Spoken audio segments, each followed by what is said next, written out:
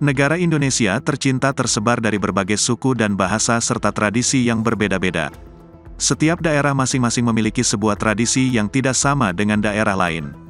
Baru-baru ini beredar sebuah video di mana sejumlah pecinta burung dara melepaskan ribuan merpati dari sarang ke udara. Video tersebut viral usai diunggah berbagai akun media sosial. Salah satunya akun media sosial Instagram @andreli_48 pada Minggu tanggal 26 Februari tahun 2023. Diketahui aksi pecinta burung itu dilakukan dalam rangka tradisi yang diduga berada di daerah Kabupaten Lumajang, Jawa Timur. Melepaskan ribuan burung merpati itu biasa disebut ngucul doro, atau salipan merpati. Tradisi itu biasanya dilakukan oleh sesama pecinta burung merpati. Pecinta burung merpati dari daerah lain akan datang ke lokasi yang menjadi acara salipan merpati tersebut.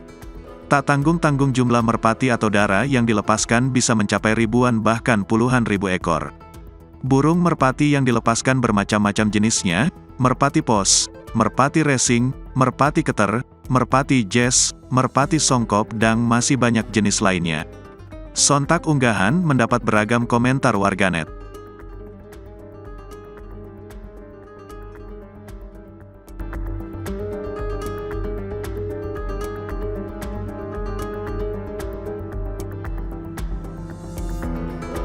Terima kasih sudah nonton, jangan lupa like, subscribe, dan share ya!